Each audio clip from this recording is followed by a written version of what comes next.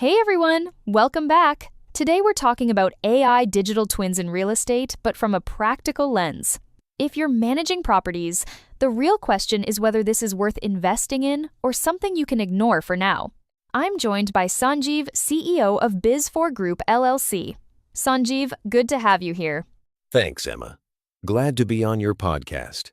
So, if I'm a real estate business owner managing multiple properties, where am I already losing money that something like this would actually fix?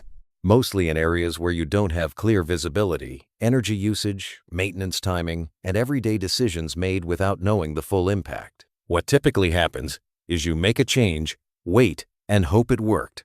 Sometimes it does, sometimes it doesn't. That trial and error quietly adds up over time.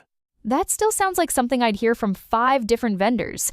So let me ask this differently. How do you make sure this actually works for the client and doesn't just become another system? For us, it starts before we build anything. We focus on one thing first. What decision are you struggling to make today? If that's not clear, we don't move forward yet. Because a digital twin, without a decision behind it, usually ends up being underused. We've seen that happen, and it doesn't create real value. So you're not jumping into building the model right away? Exactly. The model is just a means. If it's not tied to a real operational decision, it won't change outcomes. Have there been cases where you've told clients this isn't the right move yet? Yeah, quite a few. If someone has a smaller portfolio or their operations are already predictable, we usually suggest fixing simpler issues first. Otherwise, this ends up feeling like an extra layer without enough return, and that's not a good outcome. Let's say I don't do this. What's the real downside of continuing the way I am? The inefficiencies stay, but they're hard to pinpoint. You'll keep dealing with higher energy usage, reactive fixes, and inconsistent tenant experience. The bigger issue is you're making decisions without clarity. You might fix the wrong things or delay the right ones, and that compounds over time. On the flip side, where have you seen this go wrong after implementation? The biggest issue is expectation mismatch. If someone expects instant results or thinks the system will fix things on its own, it won't. There's a shift required in how decisions are made. If the team doesn't adopt that, the system doesn't get used properly, and that's where it feels like a bad investment. So this is as much about how the team works as it is about the system itself. Exactly. The value shows up only when decisions start changing. What happens to the tools I already use? Does this replace anything or just sit on top? It usually sits on top. Your core systems continue running operations. What changes is how decisions are made. You're not jumping between systems anymore trying to piece things together. And during rollout, what's the part where people feel the most friction?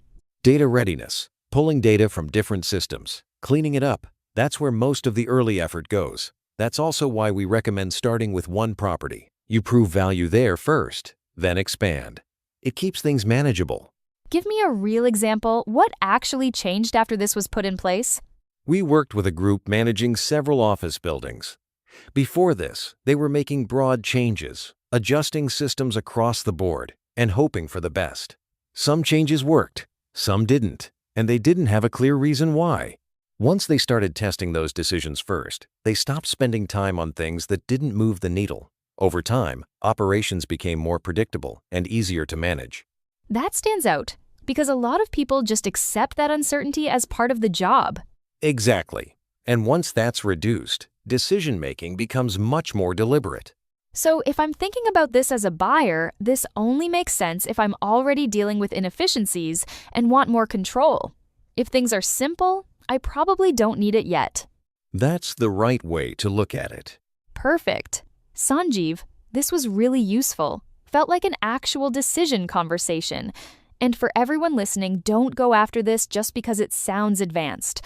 Look at your operations first. If the problems are already there, this might help. If not, you're probably early. Thanks again, Sanjeev, for joining us. And as always, stay tuned. We'll see you in the next one.